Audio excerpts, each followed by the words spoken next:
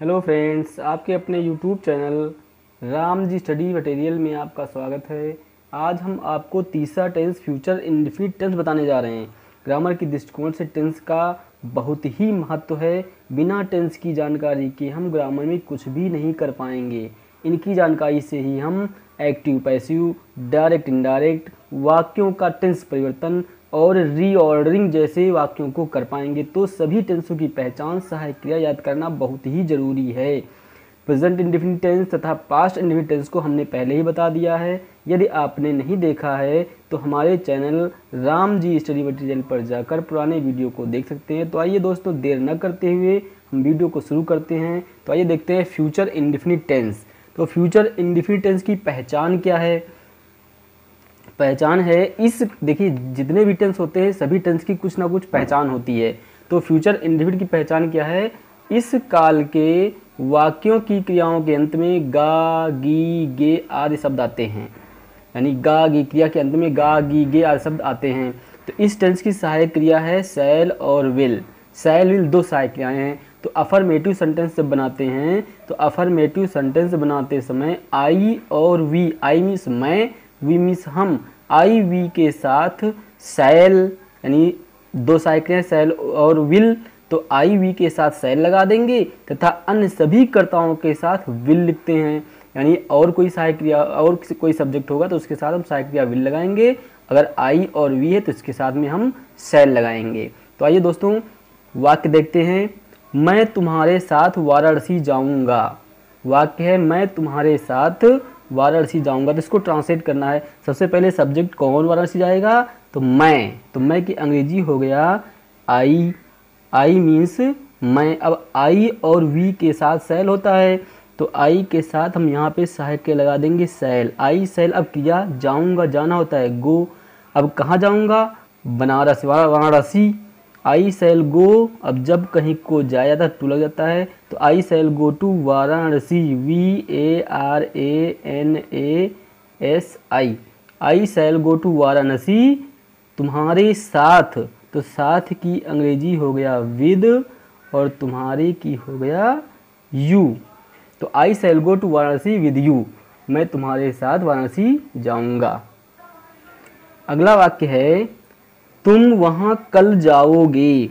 अब लास्ट में जाना क्रिया, क्रिया के अंत में गा, गी, गे आया तो फ्यूचर इंडेफिनिट टेंस हो गया। तो इस प्रकार से हम वाक्य को पहचानना जरूर सीखें कि अब क्रिया के अंत में गा, गी, गे आए तो फ्यूचर इंडेफिनिट, ता है, ती है, ते आए तो प्रेजेंट इंडेफिनिट, ता था, ते थी, ते थे आए तो फ्यूचर पास्ट इंडेफिनिट। तो ये आपका फ्यूचर इंडेफिनिट गा, गी, गे आया। तो इसको हम ट्रांसलेट करते हैं। सबसे पहले कौन कल वहाँ जाएगा? तो तुम। तो तुम की अंग्रेजी हो गया यू।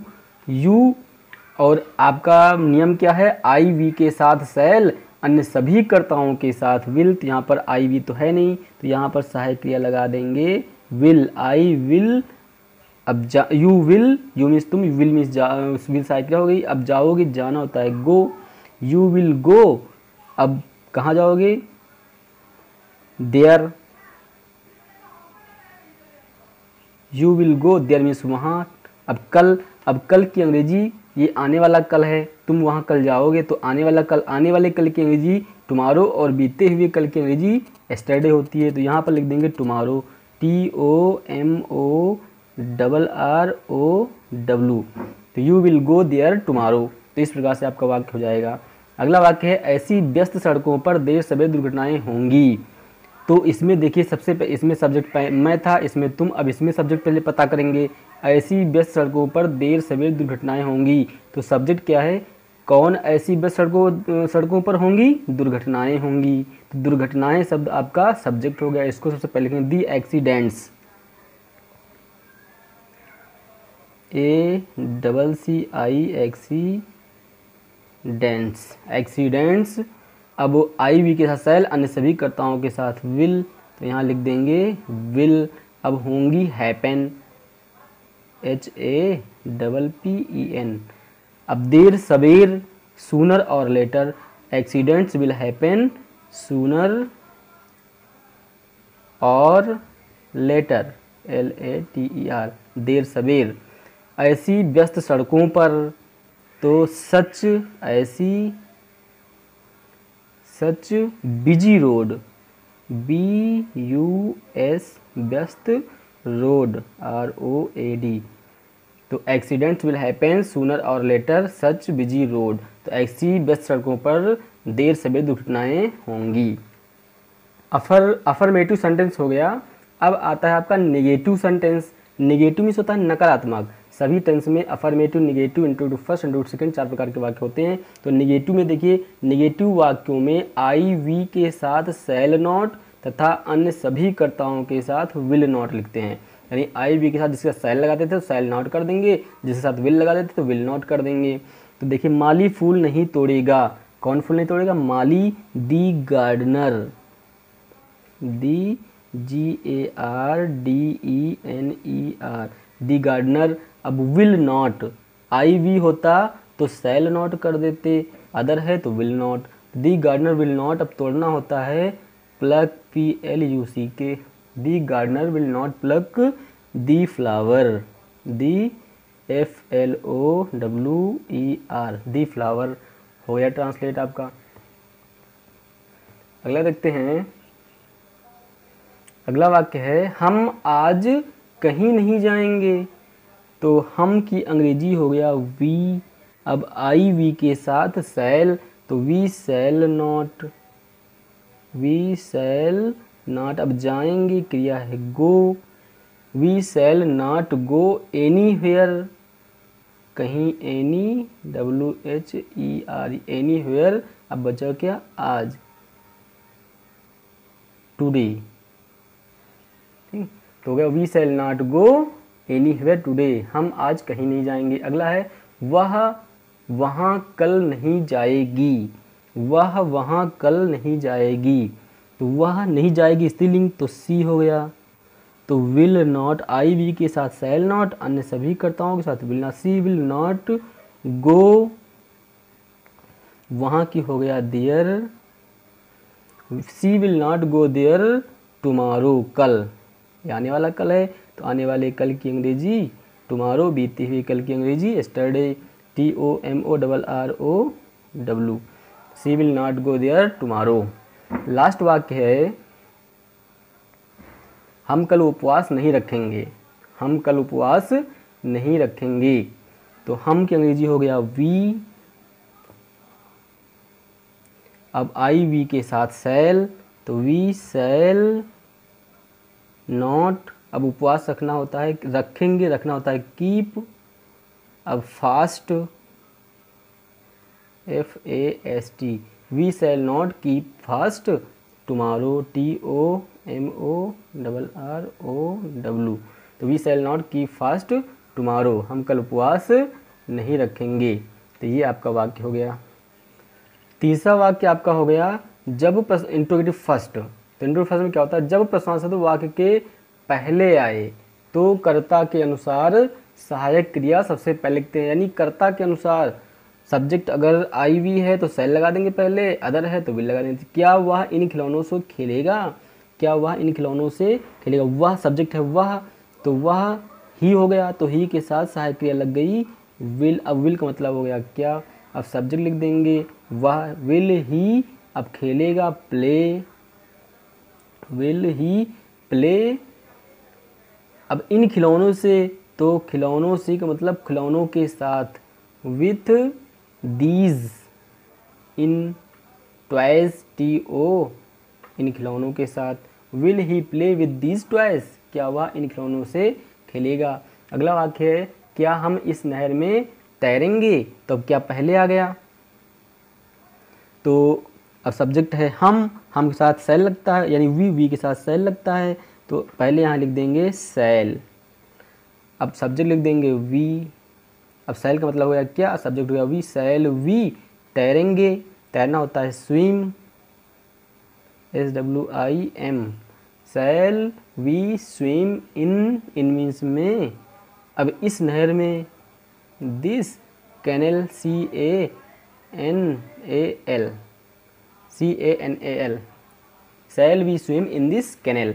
अगला वाक्य, क्या वह बच्चों के लिए मिठाइयाँ लाएंगे? तो वह सब्जेक्ट है तो यहाँ हो जाएगा विल। अब वे की अंग्रेजी हो गया दे, विल दे। अब लाएंगे bring, BRING। Will they bring sweets, मिठाइयाँ। बच्चों के लिए for boy, for children, for children हो गया। क्या हुए, बच्चों के लिए मिठाइयाँ लाएंगे, will they bring sweets for children, तो लगा देंगे। अब देखते हैं इंट्रोगेटिव सेकंड। अब इंट्रोगेटिव सेकंड देखते हैं। इंट्रोगेटिव सेकंड में क्या होता है, जब प्रश्नवाचक शब्द वाक्य के बीच में आए तो उसकी अंग्रेजी सबसे पहले लिखते हैं। यानी जब प्रश्नवाचक शब्द वाक्य के बीच में आता है तो उसकी अंग्रेजी हम सबसे पहले लिख देते हैं।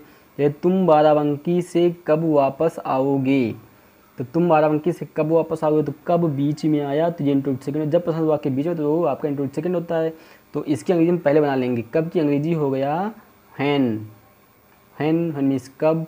अब सब्जेक्ट है तुम के साथ सहायक क्रिया लग जाएगी विल, हैन विल। अब तुम की अंग्रेजी बना लेंगे यू, आओगे कम, अब वापस back, when will you come back from Barabanki. जब कहीं से वापस आया जाता है तो वहाँ लग जाता है फ्रॉम, जब कहीं को जाया जाता है तो वहाँ लग जाता है टू, तो बैक फ्रॉम बाराबंकी। इस प्रकार से आपका वाक्य हो गया when will you come back from Barabanki. अगला वाक्य है हम रात में कहाँ ठहरेंगे, तो कहाँ की अंग्रेजी हो गया वेयर। अब सहायक के लिखेंगे, हम है, हम के साथ लगता है सैल, यानी हम की अंग्रेजी वी होता है, वी के साथ सैल लगता है, तो वेयर सैल। अब सब्जेक्ट लिख देंगे वी, ठहरेंगे stay, STAY, where shall we stay at night, रात्र में, एट नाइट, रात्र में। अगला देखते हैं, अगला नियम है how much, how many, which, whose के साथ उनसे संबंधित नाउन्स भी आते हैं। जैसे कितनी लड़कियां नाटक में भाग लेंगी, तो कितनी हो गया हाउ मैनी। अब हाउ मैनी के साथ नाउन्स भी आते हैं, तो नाउन्स है लड़कियां, तो हाउ मैनी गर्ल्स, कितनी लड़कियां, हाउ मैनी गर्ल्स।